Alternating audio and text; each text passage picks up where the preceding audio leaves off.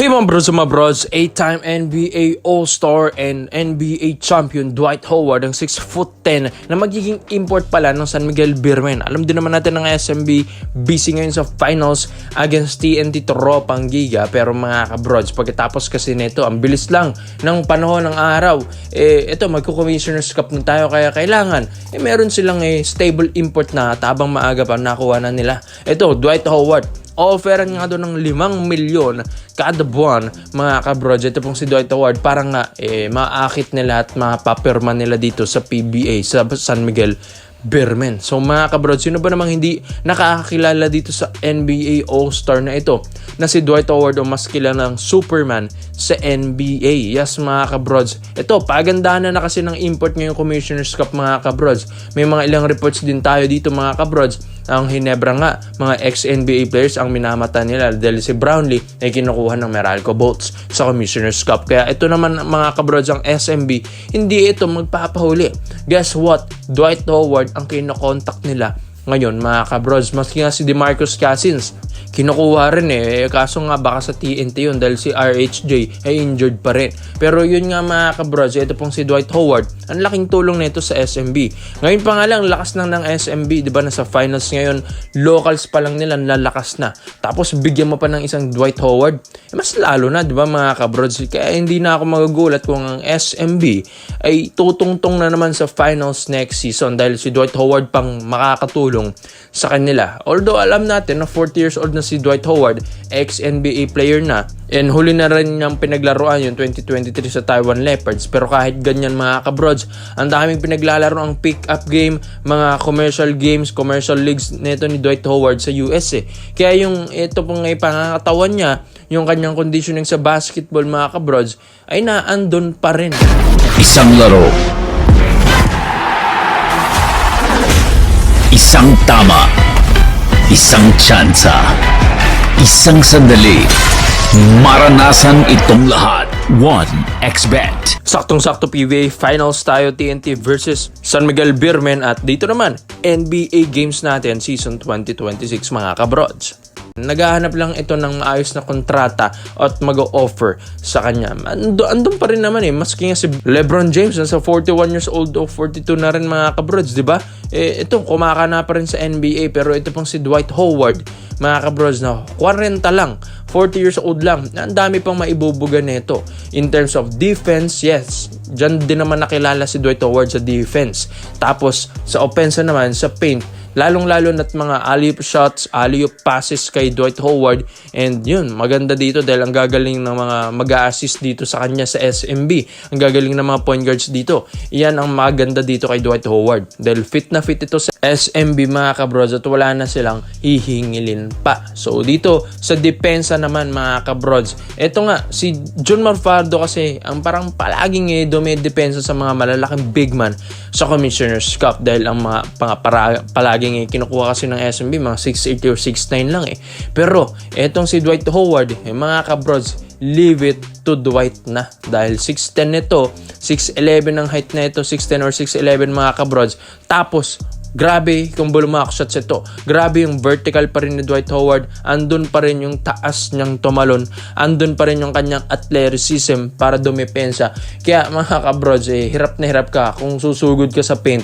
Tapos nandyan si Dwight Howard sa ilalim. Kaya mga kabrods, magandang tulong ito. Magandang rebuild na naman ito para sa San Miguel Beermen. Magandang boost ito para sa lineup nila. Kaysa naman, kung sino-sino na namang import ang kukunin nila na hindi kilala, tas bigla na naman nilang alisin, bigla na naman nilang i-replace. Buti sana kung si Boatwright kaso hindi nga nang makakontak si Boatwright ngayon. Pero yun nga mga kabrods, okay rin. Yes, okay rin. Yung 5 milyon kada buwan kay Dwight Howard, talagang sulit na yan.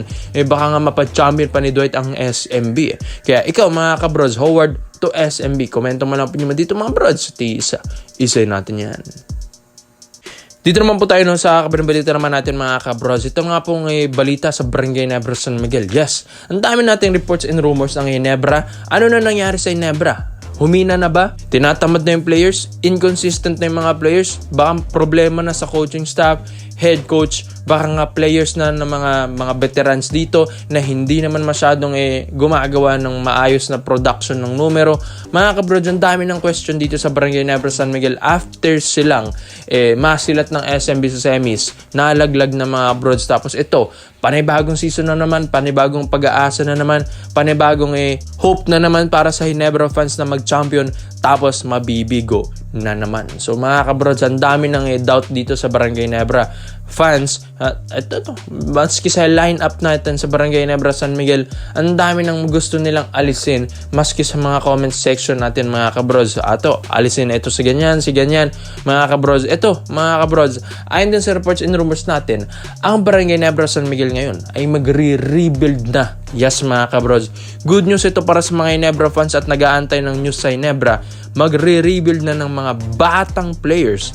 Yes, mga kabrods, ang Barangay Ginebra San Miguel. Although yes, may mga bata pa rin naman sila, pero yung mga ibang veterano daw dito ay parang gagawing trade asset na, mga kabrods. Dahil habang maaga pa daw, ito pa mga veterano ng Ginebra ngayon, habang maaga pa, gagamitin nila yung value neto, yung trade value neto. Dahil once kasi na bumaba na yung mga value ng mga veteranong ito, di na sila makakuha ng mga batang magagaling na players, mga batang rising star dito sa PBA. Pero yun nga, mga kabrods, hindi pa tayo makapag-mention ng mga names ng mga veterano dito sa Ginebra dahil ayon sa reports and rumors, pinagmimitingan pa ng Barangay Ginebra management kung sino-sino yung mga veteranong ito na iti-trade nila, mga kabrods.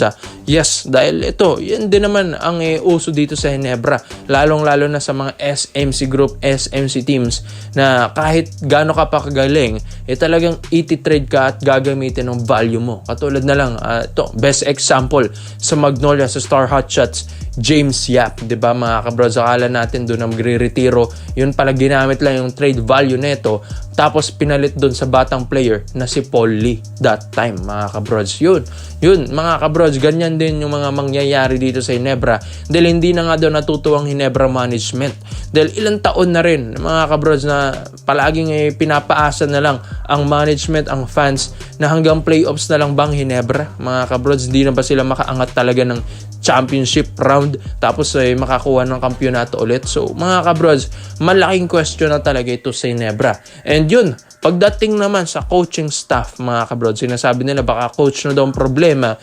Parang hindi naman natin makakita ang coach ang problema dahil, mga kabrods, coach Tim Kun yan tapos yung ibang coaching staff dyan, mga veterano na rin. So medyo mahirap na questionin ang coaching staff. Kung papalitan mo si coach Tim Kun, baka nga better coach Tab Baldwin ang ipalit mo dyan kung tutuusin. Dahil yan din naman talagang may kakayahan na pwedeng pumalit sa posisyon ni coach Tim Kun sa Barangay Nebra San Miguel. Yung mga ganitong international coach, UAAP champion na katulad ni coach Tab Baldwin, mga kabrods. Pero yun nga, ito sa news sa Ginebra, mga kabrods, yung mga batang players na yun ay ayon din sa reports and rumors galing ito sa mga independent teams. Yes, mga kabrods, independent teams na malalakas na mga rising star na yun, mga kabrods, na kukunin ng Ginebra. Dahil pag veterano nga daw, mga kabrods, parang medyo hirap na turuan, may ego na. Pero pag bata, yun yung madaling turuan, coachable, mga kabrods, at may gutom pa sa laro at sa kampyonato. Kaya yun, mga kabrods, sa tingin nyo ba, sino-sino yung mga batang players na yun, at sa tingin nyo, sino-sino na may mga veteranong players dito na bibitawan ng Barangay Nebra San Miguel? Kaya komento mo lang po nyo dito, mga brods, at isa-isa natin yan. Salamat po sa panonood, mga brods. This is Phil Basketball Trade-Ups. Yun lang, I'm out.